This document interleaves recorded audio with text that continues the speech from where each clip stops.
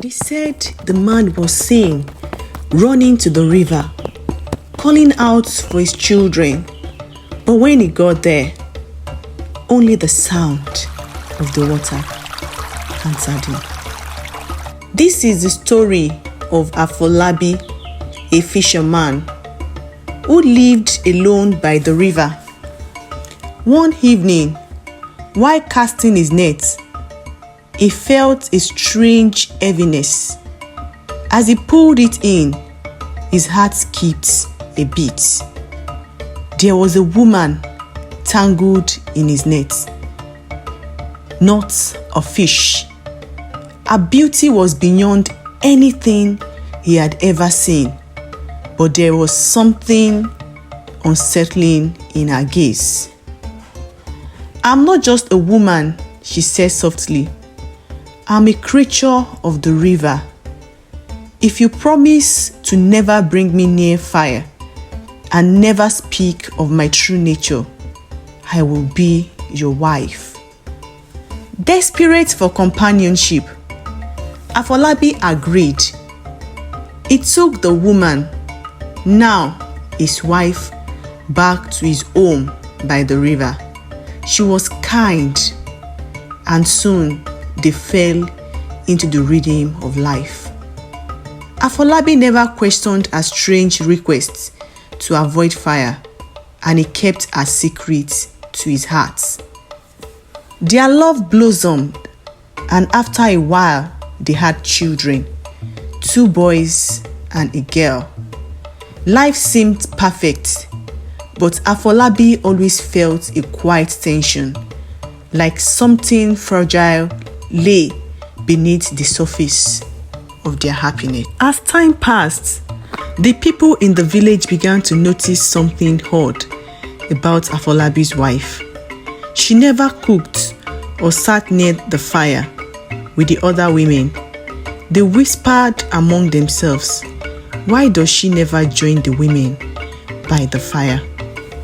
Afolabi ignored the murmurs, but the whispers grew louder, and soon his relatives began to ask him directly, "Why does your wife never help in the kitchen? What is she hiding?" Every year, the village held a big festival with cooking fires blazing everywhere. Afolabi knew his wife would find it difficult to avoid the flames during the celebration. "You must stay inside," he told her. But his relatives were not satisfied with her absence. They pressed him harder. "Why does she not come out? Does she think she's better than the rest of us?" they questioned. Afolabi felt trapped. His relatives kept demanding answers, and their questions wouldn't stop. "You have to tell us why she acts so strange," they insisted. The pressure was overwhelming, and Afolabi began to worry they would think badly of his family. His promise echoed in his mind, but the need to satisfy his relatives became too strong. Finally, in a moment of weakness, he broke down and told them the truth. "She's not like us. She is a creature from the river." That night, Afolabi's wife sensed something had changed. She looked into his eyes and saw guilt. "You told them, didn't you?" she asked softly, her voice breaking. Afolabi hung his head in shame. "I had no choice. They kept asking." Without another word, she turned and began walking toward the river. Afolabi's heart raced as he followed her, knowing he had made a terrible mistake. At the river bank, Afolabi watched in horror as his wife began to change. Her soft skin hardened into scales. her body twisting and growing into the form of a crocodile. "You had betrayed me," she said before slipping into the water. Afolabi stood there, frozen in regret. He knew he would never see her again, and the love they had shared was lost forever. As Afolabi wept at the river's edge, his children approached. They had seen everything. Without hesitation, they too walked towards the river, their small hands reaching for the waves. "No!" Afolabi cried, trying to stop them, but it was too late. Like their mother, they transformed into crocodiles and disappeared beneath the surface. Afolabi was left alone by the river, the same place where he had once found his wife. Now, all that remained was emptiness. He returned to his house, which felt colder and quieter than ever before. The village knew what had happened, but no one spoke of it. Afolabi's home became a place of silence, and the river, once a source of joy, now seemed to mock him with its constant flow. Days turned into weeks, and Afolabi could hardly sleep. Every night, he would dream of the moment he broke his promise, of the way his wife had looked at him before she left. He would wake up drenched in sweat, haunted by his betrayal. He often found himself sitting by the river, staring at the water, hoping for a sign of his wife or children. But the river remained silent, refusing to return what he had taken. The villagers who once gossiped about Afolabi's wife now kept their distance. They no longer whisper about her absence or questioned Afolabi about his life. They treated him with quiet sympathy, but no one dared ask what had truly happened. Afolabi felt the weight of his mistake in every step he took through the river. He longed for forgiveness, but he knew that none would come from the river. One day, as Afolabi sat by the river, an old woman approached him. She had lived in the village for as long as anyone could remember. "You broke a promise to something far older and more powerful than you," she said in a low voice. "There is a price for everything," she continued. "But maybe if you search deep enough, you will find a way to ask for mercy." The old woman's words lingered in Afolabi's mind. Could there be a way to bring his wife and children back? Every night, he returned to the river, staring at its depths, whispering into the dark waters.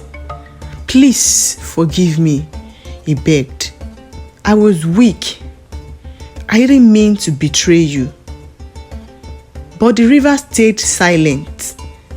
The only sound was the lapping of waves against the shore. Still, Afolabi refused to give up, hoping against all hope that one day they might return. One night, Afolabi had a strange dream. He was standing by the river, but it looked different, wider, deeper, and endless. A voice echoed from the water, soft and familiar. "You cannot undo what is done, but you may seek a way forward." In the dream, the voice gave him a riddle. To find what is lost, return to where it began and follow the shadows of the moon. When he woke up, Afolabi was unsure of what the dream meant, but he felt a glimmer of hope for the first time since his wife had left. Determined to follow the dream's message, Afolabi began his search. He returned to the exact spot where he had first caught his wife in the net, hoping to find a clue. The river seemed the same, but Afolabi noticed something different, an odd path leading into the forest nearby. The shadows of the moon, he whispered, remembering the riddle. At night, when the moon rose high, the path seemed to glow faintly. Afolabi decided to follow it. The path twisted and turned, taking Afolabi deeper into the forest. The farther he went, the thicker it became, and soon he was surrounded by trees that blocked out the moonlight, but he pressed on, driven by the hope of seeing his family again. As he walked, strange sounds filled the air. Whispers, the rustling of leaves, and distant splashes of water. It felt as though the forest was alive, watching him. A chill ran down his spine, but Afolabi couldn't turn back now. At the end of the path, Afolabi came to a clearing where the river widened into a small lake. The water shimmered under the moonlight, and in the center stood a figure, an old woman, much like the one who had spoken to him before. "I am the spirit of the river," she said. "You seek your wife and children, but know this, the river never forgets, and forgiveness does not come easily." Afolabi fell to his knees. "Please, I will do anything to make things right." The river spirit looked at him with piercing eyes. "You broke a sacred promise, and there is a price for that. If you wish to see your family again, you must prove your worth." She pointed to the water. "Dive into the river's heart, face its challenges, and if you survive, your family may return. But be warned, few make it back." Without hesitation, Afolabi agreed. He had nothing left to lose. Afolabi stepped into the river, feeling the cold water rise around him. He took a deep breath and dove beneath the surface. The water was darker than he expected, almost black, and it pulled him deeper and deeper. As he descended, strange creatures swam past him, fish with glowing eyes, shadows that slithered just out of sight. The pressure of the water pressed down on him, and it became harder to breathe. But Afolabi pushed forward, determined to face whatever challenge awaited him. At the bottom of the river, Afolabi found himself in a strange underwater cave.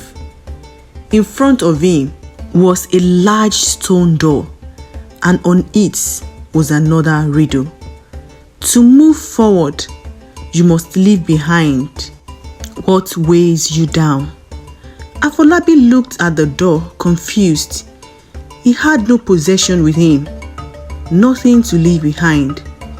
Then it struck him, his guilt, his regrets. and his fear. These were the things holding him back. Closing his eyes, Afolabi whispered, "I let go of my guilt. I forgive myself for what I have done." The door slowly creaked open. Beyond the door, Afolabi entered another chamber where a figure stood waiting for him. It was a mirror image of himself, but the figure wore a cruel smile.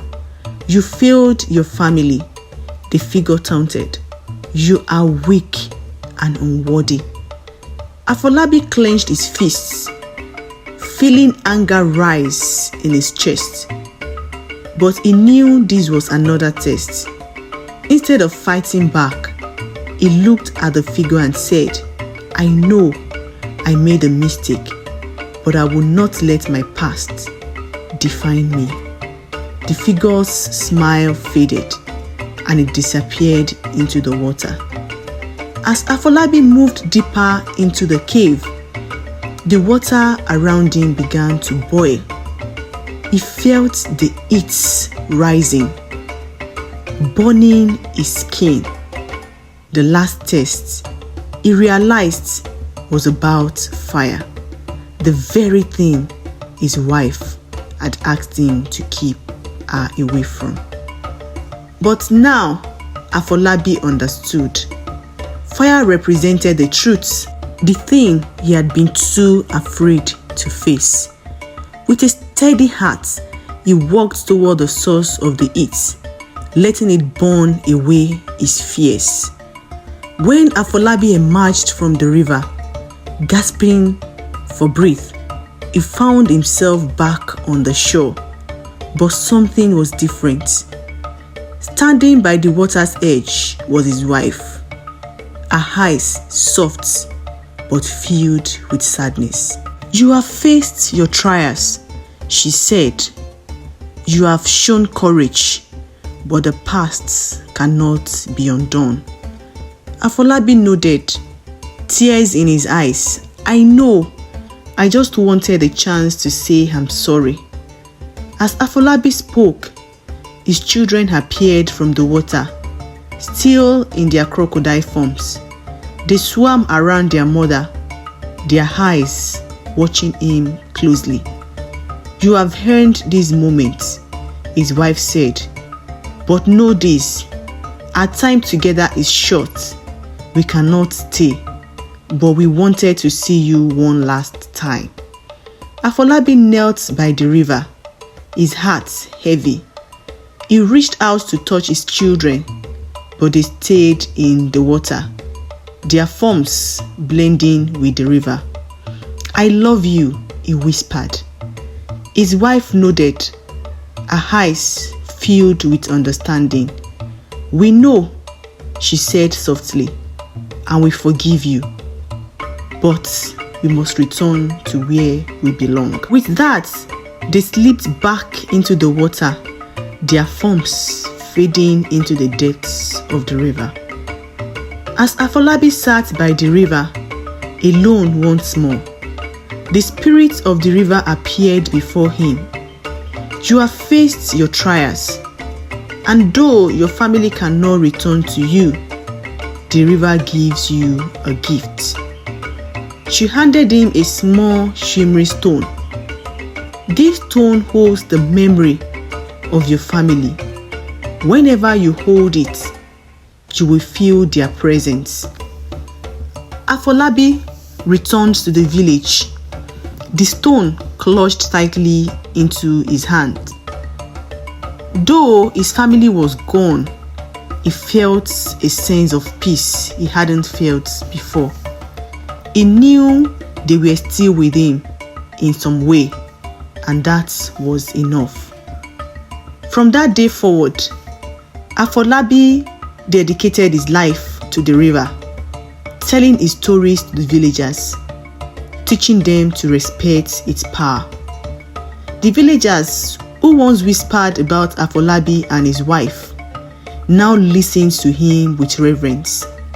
They knew the river held many secrets, and they no longer questioned Afolabi's past. Instead, they learned from his wisdom, treating the river with the respect it deserved. Afolabi spent the rest of his days by the river, always keeping the stone close. He had learned many lessons through his journey about promises, love, and the power of forgiveness. And though his heart still ached for his family, he knew he had made peace with his past. As Afolabi grew older, he would often sit by the river, listening to his gentle song. In the quiet moments, he could almost hear the voices of his wife and children carried on the wind. The river, he realized, was not just a place of loss, but a place of connection, a bridge between the past and the present, between love and forgiveness. And in that, Afolabi found peace.